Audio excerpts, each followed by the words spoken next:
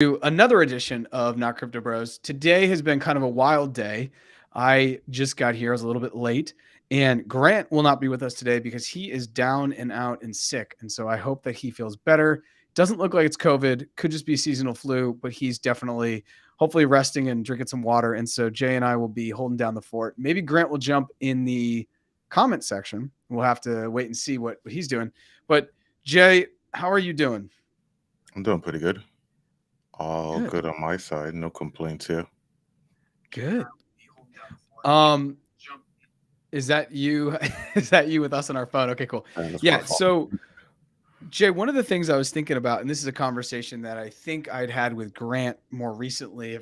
I'm not sure if it was text or on video. Is like a really looking at the world and the way that we currently communicate.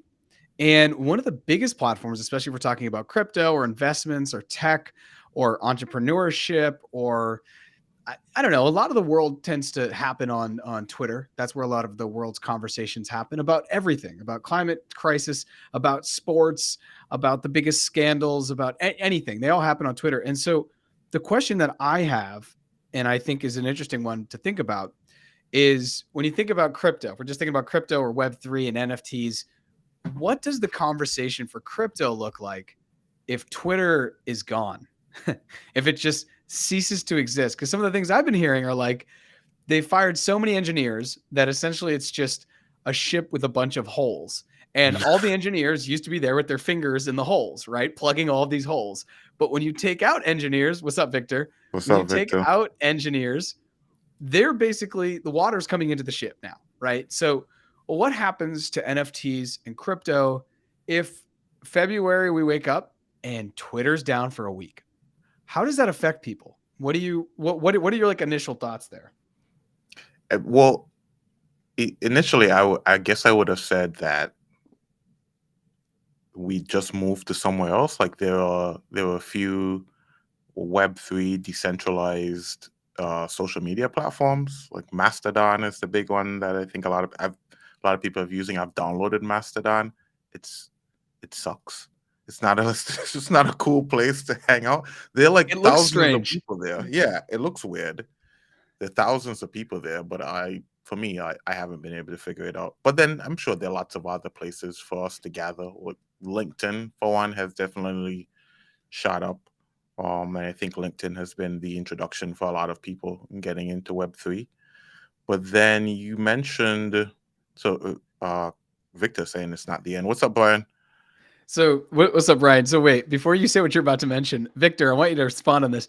Not the end, like the end of the world, or not the end of crypto and NFT talk if Twitter goes down. But sorry, when I said that, what did I mention something that spurred a Yeah, thought for you? you said the date, like what happens in February if if Twitter goes down. So I was thinking, oh, next year, it probably won't matter at all because I imagine next year crypto is like really low, the prices are really depressed, and maybe there's not a lot of conversation happening anyway.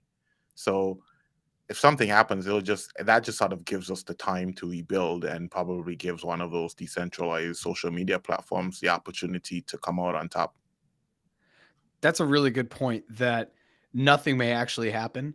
Everything may actually continue and it may give people maybe the space that they need to not feel like they have to post every day or build in the open. And if you can put that comment that Victor just had back up, that's great. Victor says, I've been selling quality African art for more than 21 years with more than 4,000 plus positive reviews or feedback, with 99% plus plus on eBay.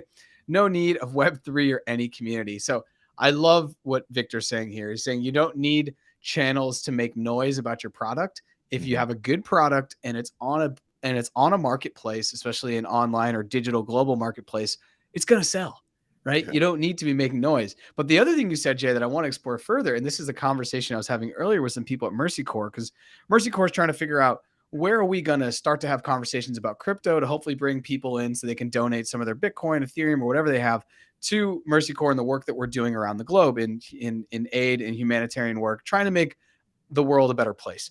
And with things shifting potentially away from Twitter, Elon's currently there. A lot of people aren't feeling really excited to put their ad spend in there because they just don't want to feed that animal, as it were, like the way Twitter is currently. We were talking about LinkedIn, and so I do think you're totally right. If Twitter is to go down, are we all of a sudden going to get a lot more LinkedIn conversation, or because we're going into a very what I'm calling a zombie year 2023 for crypto, especially in the prices, will it even matter? What are your, you know, will it even matter? And if it does Yeah. shift LinkedIn, how will that change? Are all of a sudden more people going to be watching Not Crypto Bros via LinkedIn than they were before? I don't know. Like, is LinkedIn the kind of place where stuff can go viral, like it can on Twitter? I I feel like it's not that type of place. It From what I gather, the stuff that does really well on LinkedIn is usually very long.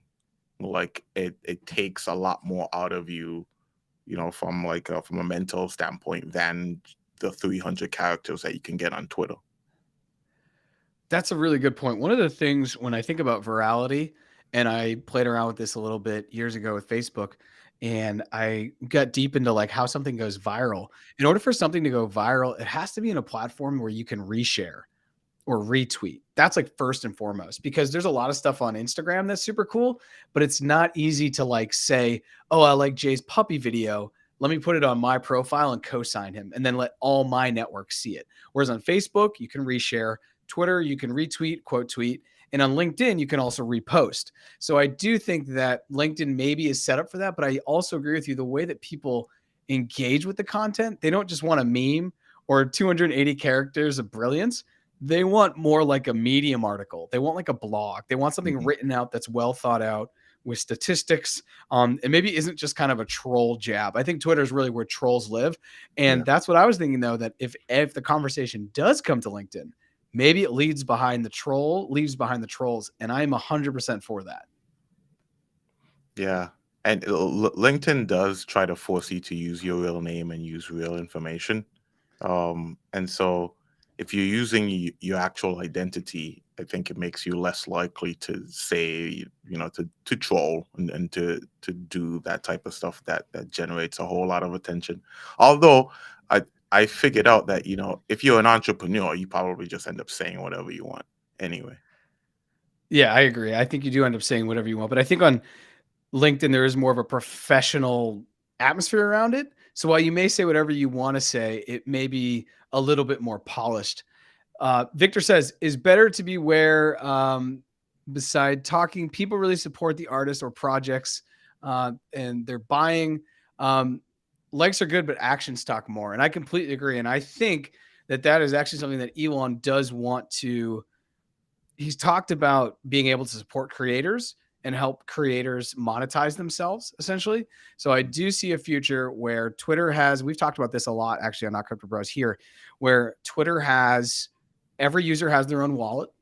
And whether it's they're using a stable coin or they're using Ethereum or another popular cryptocurrency like Cardano or Solana, they're able to tip in that cryptocurrency for content that they like. And they're able to buy, like Victor could have his African art up on Twitter. And I do think that that is probably the next iteration of Twitter, is turning it into a marketplace where there's a lot more like commerce happening, not just like the exchange or the commerce of ideas, if you will. And Victor says, no matter where you're at, if you don't make sales, you need to study and move to where you need to be, or probably where you need to make sales. So I like Victor's approach here because he's very much coming from like a, you know, let's get revenue, let's get profit. What can we do to drive that and where can we be? And so, Victor, I actually want to ask, have you ever connected with anyone on Twitter and then redirected them to your eBay page or been able to leverage Twitter to make sales?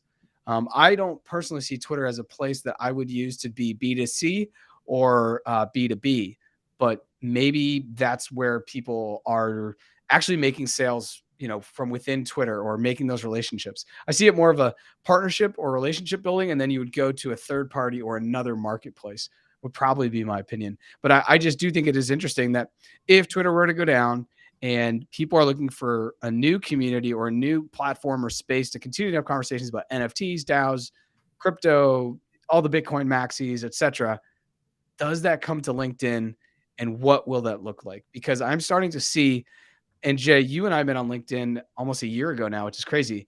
But in the last year, LinkedIn is really bumping. And there are really people that are spending, from what I can see, 4 or 5 hours a day on LinkedIn, engaging, creating content, really creating their digital persona as they would or as they have on Instagram, or as they've invested in their YouTube channel, or maybe even as they've invested in their Twitter.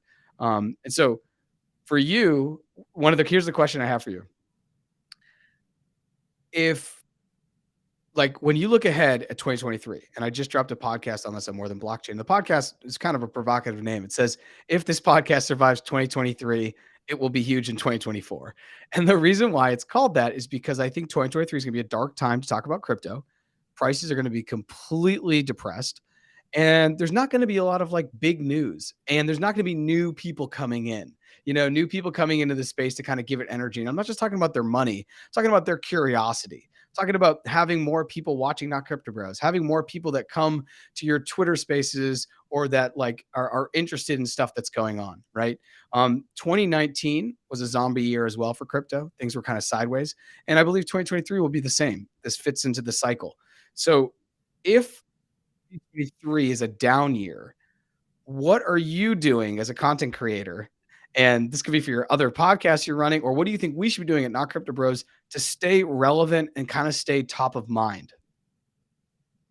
Hmm. I mean, I think a lot of it is going to have to do with staying abreast of the like really big topics that's going to like drive a whole lot of attention. But at the same time, I think it'll be cool to also have like a pretty nice back catalog of content that we create during 2023 that is available for people in 2024. I've realized that a lot of the creators that I've come across recently, I actually discover them based on their old content. Something that they did years ago. I'm like, oh, that's pretty cool. Let me go figure out who this is. And then you realize, like, oh man, they've been putting out videos like 2, 3 times a week. I'll go and try to catch up and see if I can, figure out who they are and get caught up with it, with everything that they're saying. So some of it has to do with the back catalog, but then also being current with what's happening.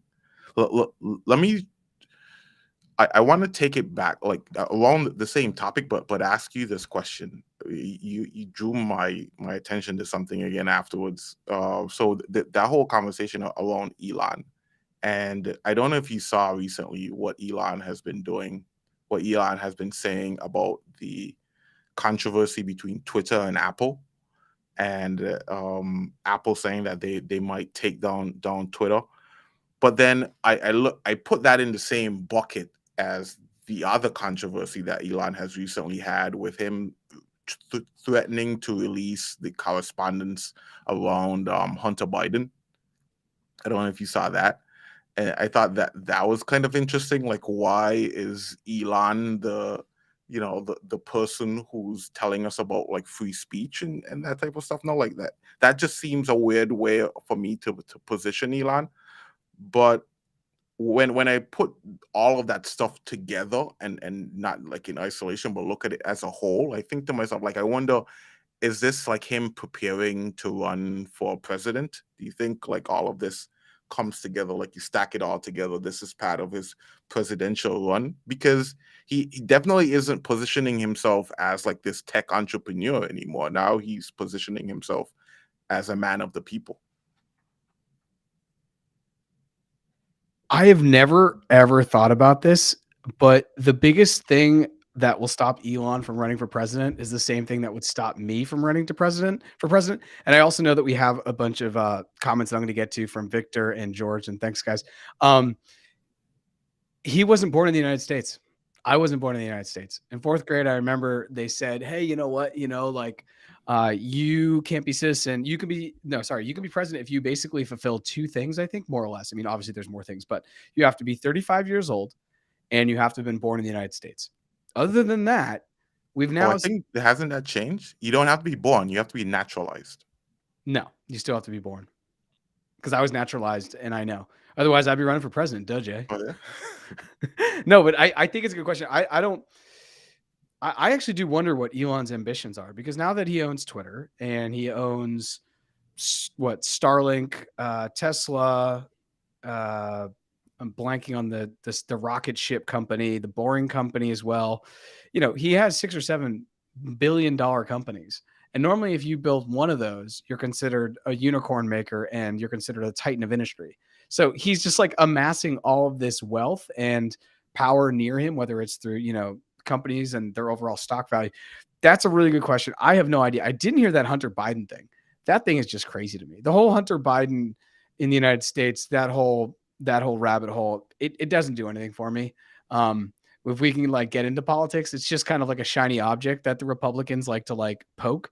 But they've been talking about that for 6 or 7 years and they have brought nothing front forward. So it's more like a conspiracy theory because there's no actual fact that has been presented as of yet. It's from what I can see. So for him to bring that up is a very interesting thing because clearly it just seems like normally when you use the analogy of kicking the wasp's nest or the bee's nest, you're kicking somebody else's bee's nest and then you're stepping back and the bees are going crazy. But he's like standing in his own room that's called Twitter and he's kicking a bee's nest. So I don't really see how that helps him. But I want to talk on some of these comments we have. George says, hey guys, great to catch up. And yeah, really dark times ahead for crypto, but it's also a really defining moment. He says, mainly finally we'll have a shift to real focus on solutions that add value and solve problems rather than just trading solutions and speculative crypto schemes. I couldn't agree more. When the market goes down, it's like Buffett says about the tide. The tide goes out, you're going to see who was swimming naked and who had a bathing suit on. So we're starting to see that now. FTX has gotten exposed. Celsius has gotten exposed. Three Arrows Capital also went down with some of that. Alameda was obviously tied to FTX. The whole Dokon situation with Terra Luna also exposed.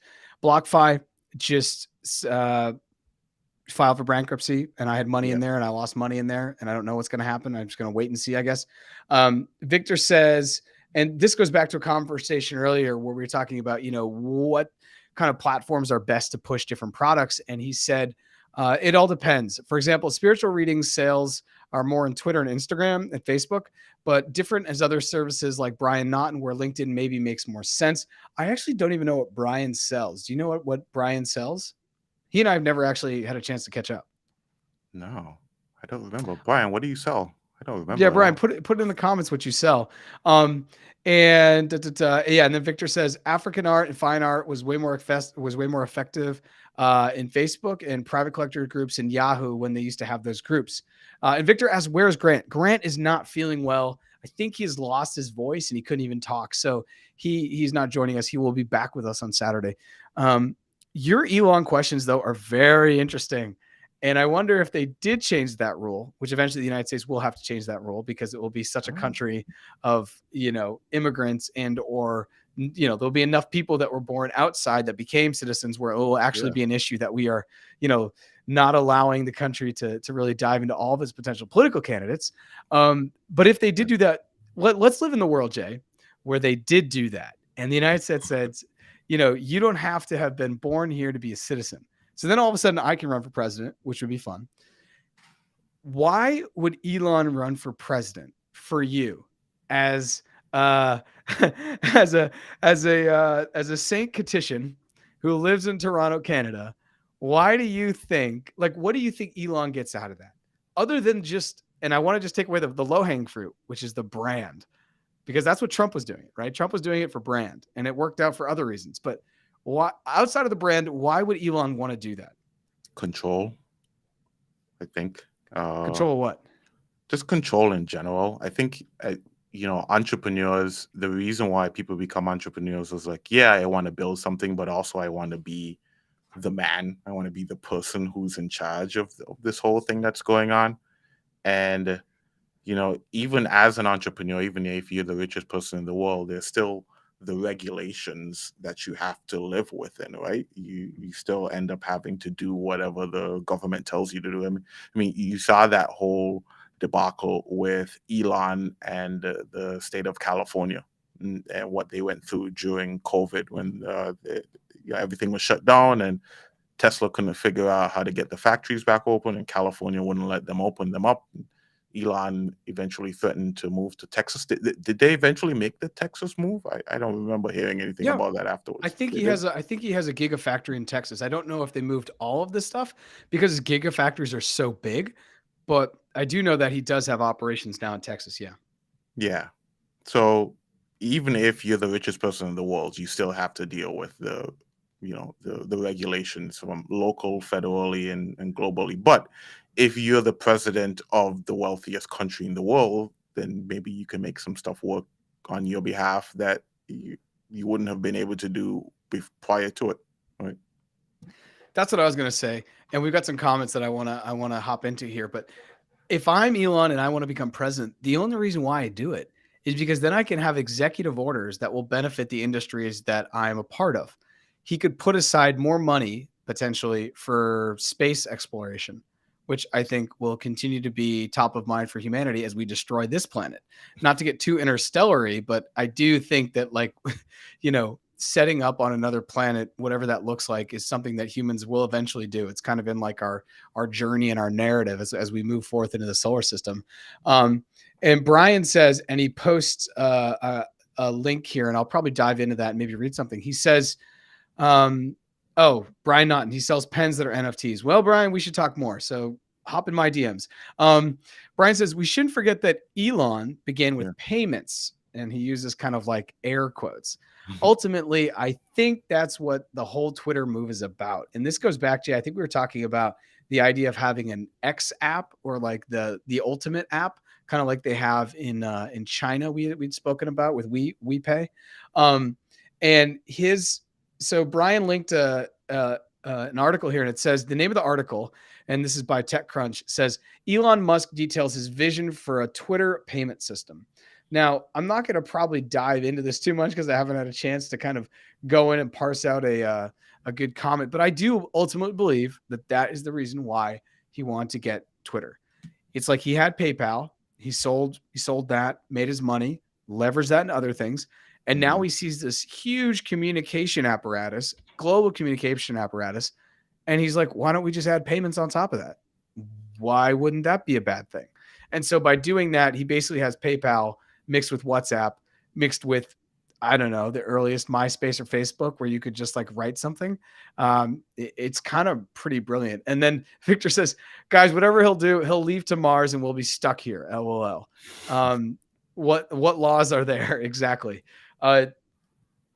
Payments on Twitter. Is there a way that he does that? Do you think, okay, here's my question. Do you think he does this with Web 2 money, i.e., people can send back money and forth, like kind of like in Venmo or in different kind of local applications? Or do you think he just skips fully and says, let's go global. We're just going to use crypto. Here are the 8 cryptos we're going to use.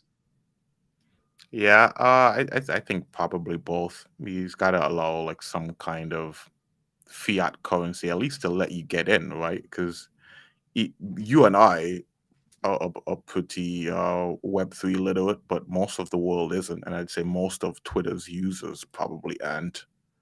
And so there at least needs to be fiat available for onboarding. So okay, so where I would take dollars and then buy Bitcoin and then use Bitcoin on Twitter, something like that. Yeah, or buy, Elon's version of FTT. Oh my God. Okay. I will say that if Elon comes out with his own, okay, this is my new thing too. If there's a cool project and they have their own token, I automatically now think they're less cool. And so I've actually started to really think less of Binance because they have their BNB chain. They have like a couple things going.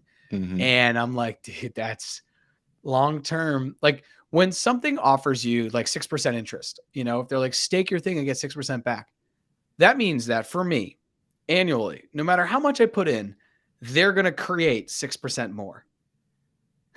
So if there's $1 billion in there, that's a lot of money that they're just somehow making up. And the whole idea of crypto, at least for me, like what Satoshi was trying to do is have a limited amount of energy that you could buy into, which is Bitcoin, not something that you could exponentially have. And so it's even really maybe more of a Bitcoin maxi, the stuff that's happened with FTT and some of the stuff that's happened with Luna and all of that. I've become more and more of a maxi. And I know that that's probably no shock to anyone here or you. And if Grant was here, he'd be rolling his eyes. But when a thing has a token to it, I'm just super. I get more skeptical of it now because I start to feel like, you know what it is? It's a Chuck E. Cheese move. Because when I go to Chuck E. Cheese, I can't use my dollars. I got to buy their tokens. You know what I mean? And I just feel like it's a weird one. Do you feel the same about it if like someone's talking to you about a project? Because I know many of the people who have been on the comments too, and there's one person in particular, I know he's starting up a project and I know they have their own token. And I wonder how that relationship works and how they're trying to think through how they're going to maybe message it now in the wake of FTX and Terra Luna and just some of the other things that we've just seen kind of, crumble. Yeah. I feel like in the future I won't be as affected by it. I've sort of become sort of numb to it. One thing too that might be affecting us is like a couple weeks ago or maybe a couple days ago, I found out that US banks don't have any reserve requirements anymore. That ended in like 2020. I hadn't heard that until now, which sort of strikes me as, oh well, so we're just making up money now. What's happening? Okay, so yeah, I kind of feel like it's not as big of a deal if the world's reserve currency is essentially the same thing. And it sort of makes me think like, okay, well, this is the direction we should have been going in. And anyway, it's like companies, really big brands are essentially their own economy anyway. Like FTX is as bad as its leadership was, it was its own economy. And so it should have probably had its own token or its own form of exchange that lives within its economy. And so I can see the same thing happening for, a Twitter, an Apple, like Google. These companies are so big, if they wanted to legitimize their economical power, it's just probably fine. It's fine that they have their own token. You mean like Apple will eventually have its own token that you can Hmm. use in the App Store, for example. That's Right. actually pretty good. That's like low. Because here's the thing about Twitter going to have dollars where you'd put dollars into buy Bitcoin and not just having a wallet is that you get into this SEC quagmire that they're currently really having out. It's a larger conversation about what's a security and what's a commodity. Hmm. And if you sell on your platform something that is considered to be a security, for example, you may get your platform in bigger water that you didn't intend to get your platform in. Like, obviously, I think the US government's like maybe not happy the fact that the richest man in the world has bought basically the biggest megaphone on the world and that he's just like sending memes across it. But it's not illegal per se. However, if you were to start to sell something that the US government vis-a-vis the SEC says, hey, that's not cool, you can't do that, then I think that gets into like an interesting thing. That's why I just figured they would go to crypto first, just like the way Instagram was going to, add in a crypto wallet in the back end so you can update, you put up your NFTs, right? You can already connect your wallet on Twitter to showcase your NFTs. So I feel like they've already bypassed that. And then they don't have to probably do, I would assume, KYC and some AML things because that's already been done off Twitter. Like you'll have to do that in Coinbase and then send your Ethereum to Twitter. But if you go into Twitter with dollars and you go into buy Ethereum, I think it layers on like bigger issues for them that they may want to avoid. That was my thought. But I'm also open to the idea that it has to be like really ease of use has to be like super simple. And I'm still waiting for there to be this kind of like all app crypto. I guess I'll call it a cryptocurrency. I don't really know a better word, but something where I can be on Facebook and I buy something on Facebook Market. I sell something on Facebook Marketplace, right? See that lamp? That lamp? I sell that lamp on Facebook Marketplace. I get 20 J Harris coins. Then I can move my J Harris coins into Twitter and then buy an NFT. Then I'll sell that NFT on Twitter and I move those J Harris coins over to Instagram. And then I buy something there. Something that can literally move around all of the apps. Now, I do think that could be something as easy as Ethereum or Yeah. Bitcoin or maybe any of the top. Like ADA could be a good one because there's really low transaction fees when all of these things do have native cryptocurrency wallets to it, which I do believe. I've said this on More Than Blockchain in a podcast. I believe will happen by 2026 for sure with the next bull run. But until that time, it really just feels very much like more of a lift to even think about doing some of that stuff when you could just have people buy your products using their credit card, maybe, which I know sounds weird. And I'm supposed to be like the crypto guy, where you're Mhm. supposed to be the crypto person. This is not crypto bros, but I'm saying right now, the way the game is set up, it's not supporting these type of transactions. At least that's how I feel. He's right. And Victor Yeah, said, I Jared, like that all of those because coins are backed by what? They're backed by vibes, Victor. Don't you know? No, they're all backed by different networks, obviously. The network effect of Ethereum is super strong. And with Ethereum even going to proof of stake, I think it becomes different because when people ask me like what Bitcoin is backed by, I used to struggle with this, but I think it's backed by and I'm going to sound like Michael Saylor here, but it's backed by the largest monetary network we've ever known.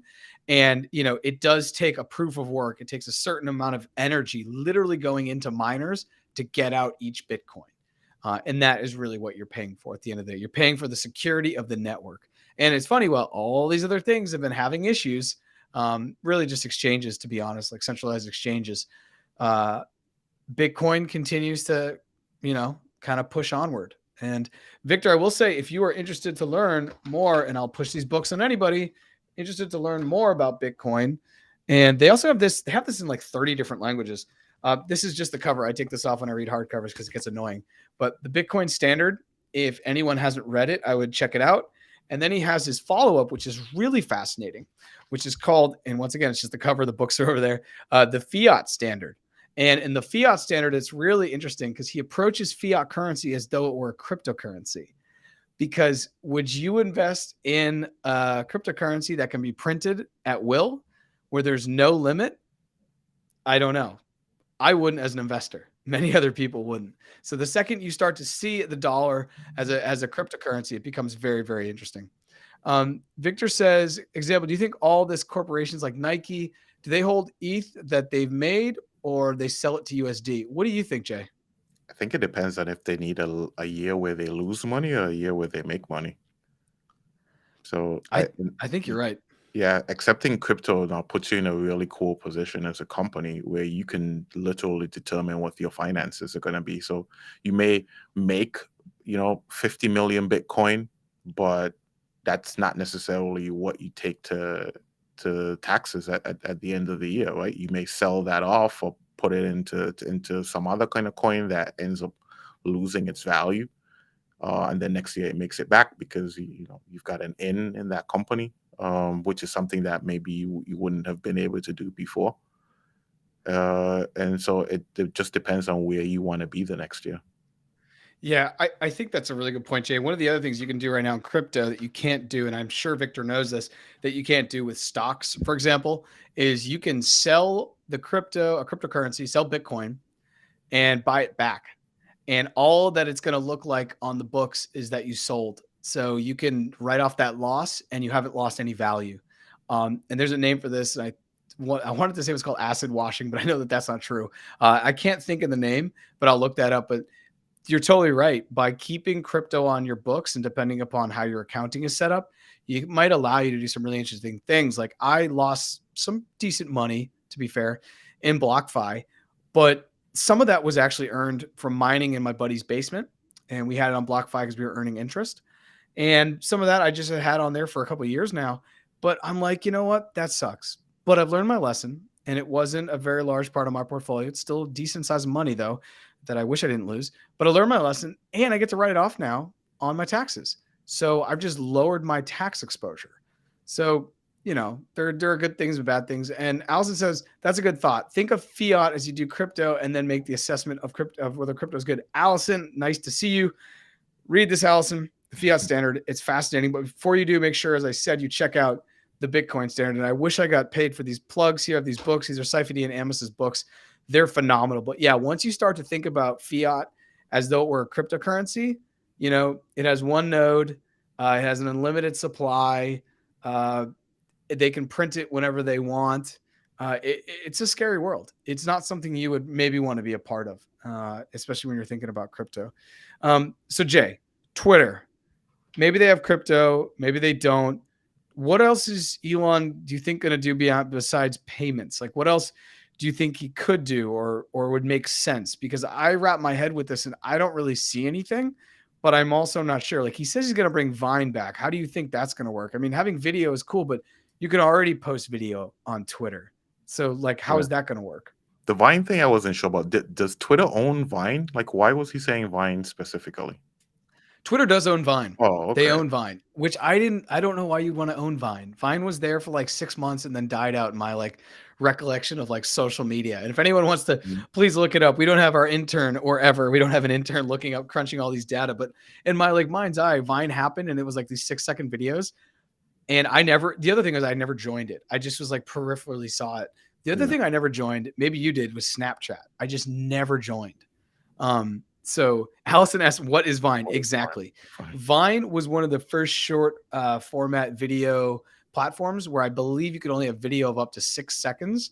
Yeah. As opposed to it balanced out YouTube at that time, which was really into, 5 to 10 minute videos, if not more. Obviously now YouTube has shorts, which really push a shorter format of content.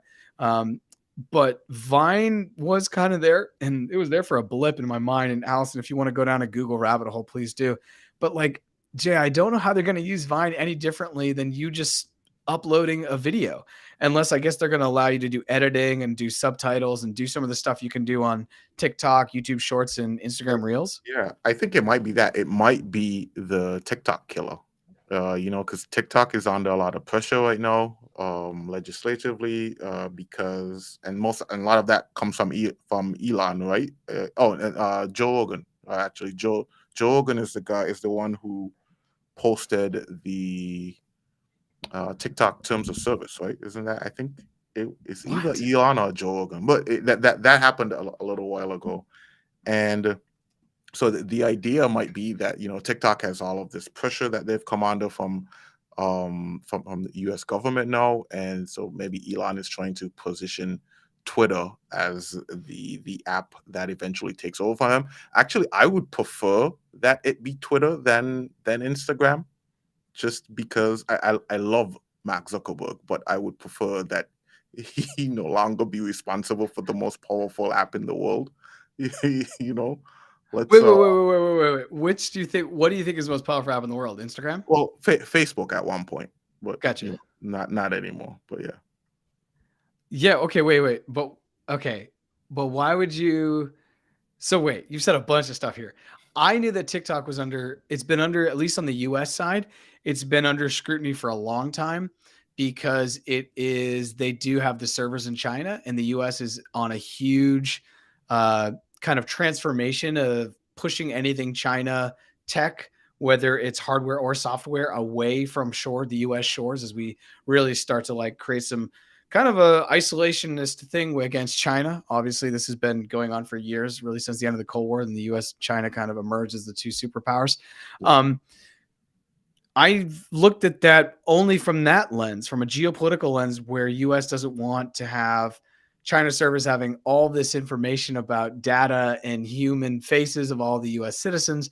And I Mhm. also saw that like 60-minute piece that was talking about the way that the app is used in China and the way that the app is used in the US. And that was crazy because I had seen that as like a conspiracy theory a while back, more or less, something that was kind of like unfounded, but known to be relevant, which is, do you know what I'm talking about? You're giving me a No, face like, how is it different? I'm not sure. yeah, no, because this is crazy, right? So, and I'll have to find this link, but basically that in China, it's used there. I think there's like a limit. You can only use the app for like 30 minutes and Oh then it yeah. turns off. Hmm. And it also organically pushes people to more educational information, not just like selling sex, like hot bodies, kind of meme stuff, slapstick joke stuff, just kind of like instead of it's the good side of being a teenager, which is the exploration and the curiosity and learning new things and learning new languages and all these different things. That's like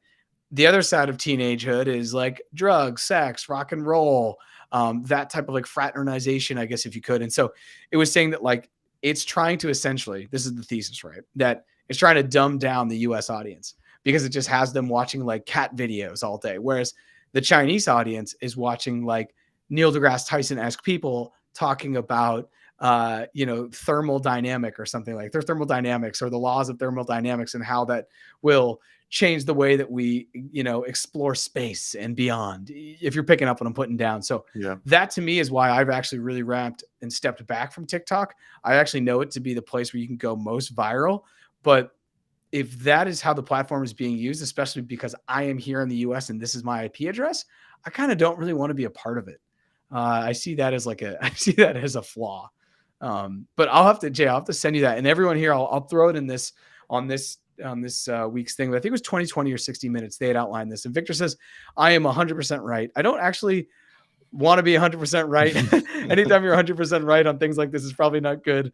Yeah, Victor, it's quite crazy. And so I was building on TikTok with Boys and Bolos, and we had a lot of good like feedback. We were just creating really fun videos. We got a bunch of likes, and I just stepped back after a while and I started to look at it, and I was like, ooh, I don't know about this. So geopolitically, I just want to keep those things in mind. So I've kind of stepped back. But you're thinking that if Twitter puts videos, it will kick out TikTok. Do we That have might be the monthly goal. active user information we could look at here? Oh, it's nowhere near TikToks. I mean, I gotta imagine Twitter is like under a billion, no, like on under a million rather, daily actives. Under a million? I think so. Am I that far off? I'm gonna go mouths on Twitter. So monthly active users on Twitter numbers. I'm Oh googling no, this because actually, still daily don't active have users is 200 million. daily active. Are you picking that up from a website? Yeah, from Statista. Okay. Can you look up TikTok daily active users on TikTok? I can't seem to find that data because apparently I don't know how to use the internet. But TikTok. 200 million on Twitter, that's actually pretty good because a lot of people, I know many people personally that have Oh, left Twitter. the 200 million might have been monthly because now I'm looking up TikTok. It's saying it's 13 million daily. TikTok. TikTok is saying 13 million daily. So That's still pretty good. yeah, I don't know. These numbers look weird. Anyway, it's definitely more than 1 million. It's either way, it's a lot. And I do think though, I don't know if the TikTok audience would come on to Twitter. Um, But I do think that over a long enough period of time, the masses will go where the most amount of attention is in the biggest community. And if that is going to be Twitter, that's going to be Twitter. I do think this is the thing I saw Elon had outlined the other day that there's going to be different uh, colored check marks depending upon who you are. Yeah. If you're a company, you get a certain color check mark. If you're an individual, like you or I would get a blue, and then everyone else gets something else for basically unverified or something like that. Mhm. And Victor says is more of what you were mentioning. I'm assuming he's referring to the TikTok conversation we were having. And Allison says, haha, yeah, this whole situation is quite wild. If videos come to Twitter, I'm wondering how that's going to shift the world because Twitter's always been right about writing first and foremost. It's like um, if you started to put videos as a prominent thing of medium, it would shift because medium is about reading and Twitter's for me about reading. I go on to like get these like, really quick quips and I like people's threads, but I don't really go on there for media, like multimedia, like photos or even video. So I wonder how that's going to change it because I feel like some of the people that I follow the most, that's their medium is writing. And if your medium isn't speaking or being on camera, then you don't do video, right? Ooh, yeah. And I that's what I'm very fascinated right now because I think in the next 3 or 4 years, there's gonna be a lot of transformations in social media. If yeah. you start having video be a part of Twitter, how does that change it for all the journalists and the writers? If I'm glad that you Yeah, brought it up because that's a cool point because I think the reason why a lot of people like Twitter is because it's so simple to use, right? Like you can just type what you want to convey, as opposed to if you're using TikTok or Instagram, now you have to figure out the visual element of that, and which unless you're well versed in I don't know Premiere Pro or whatever Adobe software or that you need to use to do those edits, it becomes pretty tough for you. And so this might be Twitter's move, like the whole Vine thing might be Twitter saying, okay, we're moving towards a different demographic now. Gen Z probably knows how to use these tools, but previous generations didn't. I also don't know if you need to have really good editing tools on any of these things. Some of the best TikToks I've seen are just people just talking right into their cell phone and then they just put it up. If you have a community, like think of someone that you really, who's someone that you really follow on Twitter. When you go on Twitter, you're excited to see what they say. Oh, Elon, I guess. I always look to Okay. So if Elon puts up a video though of him just talking candidly about what they're doing, for example, with Tesla, I feel like you'd still watch it. It doesn't need to be like well done. I guess what I'm saying is the quality of the production doesn't need to be high if the community is already engaged and the individual or the company already has a lot of brand recognition and social currency. And I think the pandemic really pushed this through because at least that's when I started my podcast. And Lord knows I had some really bad early episodes, at least with the audio and the overall production. But the story that was being told was a good one. And so I think people kind of dealt with it. So Brian says, as of July 2022, TikTok has over 1 billion monthly active users. Brian, can you go ahead and look up how much monthly active users Twitter has and see what you have there?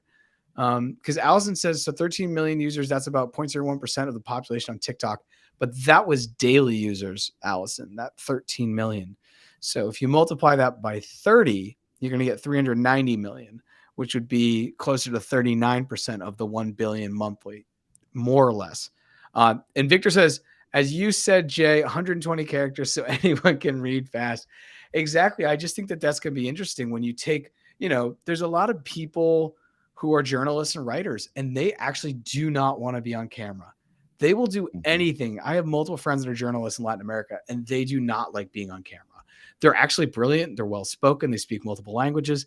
They will do anything to not be on camera. Whereas now you can just like tweet, tweet. That's the other thing too. Because Twitter's so easy to create content, it's definitely a place where you can have quantity over quality. You can just say, my team should have won. The election was rigged. The election wasn't rigged. And that's it. But when you have to say into a video, I think it's a little bit different. Victor likes it. He says Elon can just mention Dogecoin in a video and make his investment back from all of this stuff that he's in. But you know what's funny about making that investment back? That Elon was actually saying a couple of days ago that Twitter might actually go bankrupt. Did you catch that tweet from him? Yeah, I did. I did catch that tweet. And that's what spurred me to have a conversation with people about. And I was talking to Grant about like, hey, how is your personal brand? Because I think a really good personal brand, if the entire internet went out, people would find you. They would figure out a way to find you. Or if all social media went down, everyone would go to your website. You know what I mean? And I think a weak personal brand is where if people follow you on Twitter and all of a sudden Twitter disappears and then you disappear, then you were only as good as the platform you were on. But Isn't I think that like most brands though? I feel like that's most people. So no, for example, No. Nike Yeah. has a brand. So, okay, you know what? We should only talk about brands though that came up in the social media era, right? Otherwise it's kind of like, it's a little bit different. Because I was going to use Nike as an example, but I realized they've been around since like the late 60s, early 70s. So it's kind of cheating. Yeah. Do you think that's okay? I think that's fair. Yeah. Okay. Okay. You think that's fair. So let's think of a brand that has come out in the last decade that someone that we'd really, Tim Ferriss. The 4 Hour Work Week. For many people, it was a seminal book. For me, it was very interesting to read. And I think that if the internet went down, I would still go to Tim Ferriss's website to read his blog just to see what he's doing. There's certain people that I'd still want to figure out what they're thinking about the world and have their 2 cents to see how it shapes my opinion, my perspective. Some of these are my friends. Some of the, I'd still want to know what you and Grant are doing if all social media went down. So Victor says, you can go live on Twitter. Yes, I did. Very cool. And now Brian says, sorry, Jay, I'm going too fast for you with your setting up the comments. Brian says Twitter, 400 million users, 206 million daily active users. Hard to compare with monthly active users. TikTok doesn't list daily. Okay, interesting. Point being, they both have millions and millions and millions and millions of eyeballs daily and monthly. And I wonder if Elon is even trying to take on Allison Grant is not feeling well, so he's not able to join us today. We hope he feels better soon. Do you think, though, that they're actually trying to take out TikTok? I think Like, everybody is, right? TikTok is everybody's damn. enemy. You got to imagine the people that hate TikTok the worst is YouTube, because there's Oh, no dude. reason why TikTok should exist and be taking up YouTube's market share. YouTube was the video king, The only the only one. king. Yeah. So just switching from a 5-minute video to a 6-second video, that should have been theirs. So they have shorts. Shorts are amazing. I've been putting up shorts. They're fun. They're easy to put up. I actually like some of their tools. When shorts first came out, their like editing tools, in-app editing tools were really kind of crappy. They've gotten much better. And I've been putting up more and more shorts there. And just to like learn how that's working, like what virality looks like, what's going to hit, what doesn't hit. You want to have like like what words to put out. And I do see a future though, because I don't ever see YouTube stopping. YouTube's 35% of literally the bandwidth on the internet or something like that. It's the second biggest search engine behind Google. I don't see YouTube slowing down. I'd actually say, and I know people are going to say this is crazy, that by 2030, TikTok doesn't really exist. I think it will get eaten alive by YouTube Shorts eventually. I think Reels are coming along. The in-app editing is also really good. And I think if Twitter really leans into video, I just think it will be gone. I just don't think it's going to be a place that, especially if it has more geopolitical issues between China and the U.S. Like the second the U.S. market is cut out of that and they lose all that ad revenue overnight, I just think it's going to be a really tough conversation for people and businesses to be really keeping TikTok alive with their ad credits. Yeah, I don't think it'll be like a tough push for U.S. Lawmakers to say, okay, we're just going to ban TikTok, because other countries have done it. I mean, there are lots of U.S.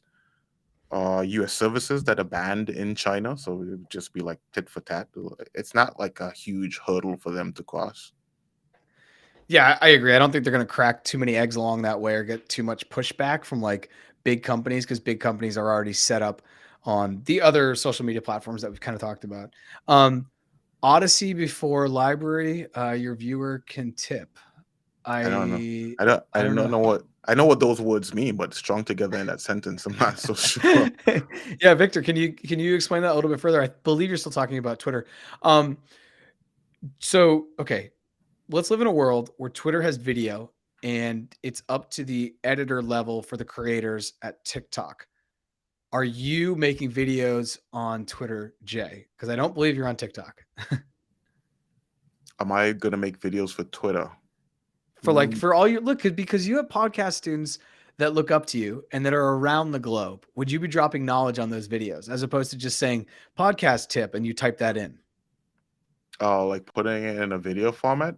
Maybe. If I felt like people on Twitter were actually stopping to watch videos, like if Twitter made a real effort to try to bring new people onto the platform, like persons who are interested in watching video rather than reading, then yeah, I'd say so. Because I know there are lots of people who would prefer video over even 100 and whatever characters that it is, right? Like there was this rumor about former President George Bush, the junior, that in the briefings that he would get, his daily White House briefings, the night before, they'd have to turn them all into videos. Otherwise, he wouldn't watch them. He wouldn't pay attention.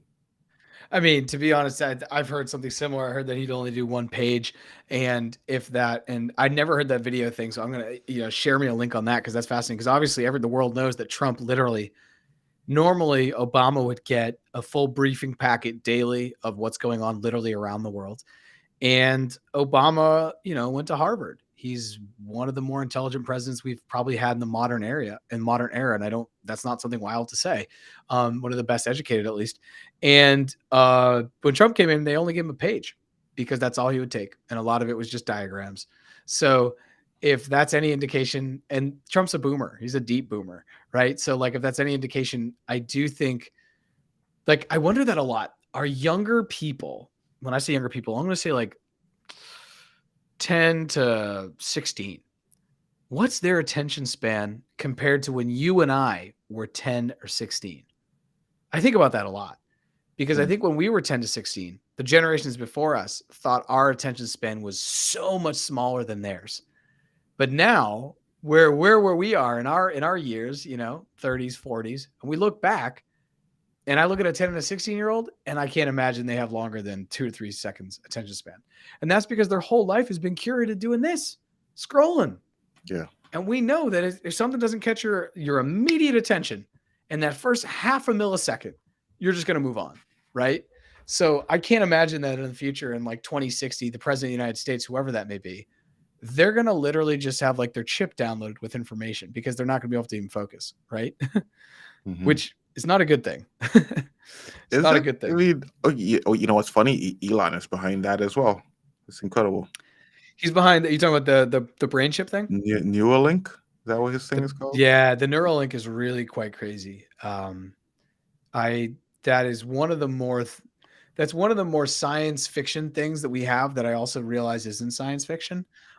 It will happen, which is Mhm. crazy, right? Yeah, it's already happening, right? Because like you even have the people with the eye implants, right, that allow them to see, and then that one, the company went out of business, and then the implants, they like there was no one supporting them anymore. That was kind of terrible for them. Elon, I saw an interview he was giving, and he was talking about how like we are going to turn more and more into cyborgs, and it's not something that like what was the way he put it? It's not something that like any of us are maybe excited for. Like you and I aren't getting up. We're like, oh, we can't wait till we have to charge this chip in the back of our head that will give us all this information, right? Mhm. It's more that we're always going to go towards the path of least resistance. And I do see, and I can see the path now, how we go from these things, right? The little Mhm. cell phones we got here, to just wearing kind of like glasses that are so high tech and so light that give us information like this does. And we, blink our eyes or whatever, or we even talk and it like moves. And I say, Siri, bring up music, brings up music. Siri, play J. Cole, and it plays. Nope, play next song, and I get to see it. And then it goes back to a clear glass. That's to me not far away. When that happens, we'll be like, oh yeah, now I have my hands free. Oh, for sure, I'm gonna do that. Absolutely, I'm gonna do that. Yeah. Um, and then from there, it's just putting that hardware probably closer to our literal physical skeleton, which is what Elon is doing with Neuralink, Yeah. which is absolutely crazy. We are coming up on the hour. I think on Saturday, what I'd like to talk about more in depth is, and if I have it, do I have it over here? I had external my external drive because I had a ledger and I can't find it, which is actually hilarious. So I got a new ledger. But the old ledger, I don't think it has too much on it. And if it does have stuff on it, it will be Wait, like the what best day happens if ever. you lose the ledger? Do you lose the coins? I still have I don't know if that one's old. That's a 2017. I don't even know if it has Ledger Live tied into it. It's somewhere up in it's somewhere up in this room. I just don't know. And I haven't like done it's in this, like, there's like 6 boxes. I have to just go through them. But anyways, I got a new ledger, but maybe what we could talk about Saturday is the future of crypto custody, because Fidelity has just launched retail investors that they can now buy crypto through Fidelity, which is massive. Um, and so I want to start to talk about personal custody of crypto and the importance of that. And hopefully Grant will be back, because I know Grant and you and I think this is crazy. And Grant, if you're listening, it's crazy that he carries his ledger on his keychain and just walks around all day long with it. That to me is, I'm looking into home safes, right?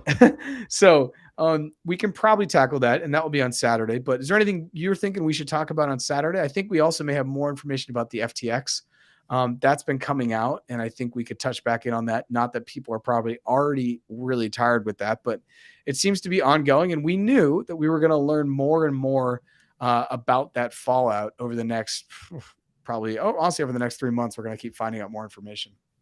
I think that the important thing about FTX isn't that FTX crashed. It's what is the relationship between uh, the regulators in Bahamas and the regulators in the US, because there are all of these crazy stories that are coming out now. I don't want to believe any of them about brothers and sisters in the Bahamas. They Yeah, you got weren't to get your people. You got to yeah, get your people. like they weren't forcing Sam to take money out of the company and stuff. I want to believe that none of those things happen, but at the same time, you recognize that there's so many people who are involved with FTX who aren't Bahamian citizens, and then just don't have access to the information, and so there's all kinds of rumors that are flying around. So we'll have to see like how those governmental relationships sort of figure themselves out, especially as crypto companies look to international countries to place their headquarters. Let's absolutely touch upon that. That actually supersedes probably the custody conversation. We can get to that if we have time, because I was looking at a video earlier and it was a Bahamian politician or public servant talking, and it just looked bad. It like didn't necessarily make sense. I felt like I was missing. Like, I feel like I'd walked into a movie halfway through and I didn't really know who was the bad guy because I'm like, what you're saying doesn't really align with what you should be saying in my mind's eye. So that's definitely something we can look at. Do you want to do quick shout outs here before we go? Shout out to our boy Grant. Everybody's been asking for him in the comments, and unfortunately he's sick, can't be with us today. So anybody who usually tunes into Grant's channels to look for him, hopefully we'll have him back to good health and strength for the weekend show. Yeah, I was gonna do the same thing. Shout out to Grant. So everyone here, Victor, Allison, Brian, anyone else who's been in the chat, if I forgot you, please forgive me. Go George. ahead and just send George way back earlier in the show. Go ahead and just send Grant a DM. Just say, hey, well, we're missing you. We hope you're well. I'm sure he'd greatly appreciate that. So we will see everyone on Saturday, right bright and early. And hope everyone has a good week. Peace, y'all.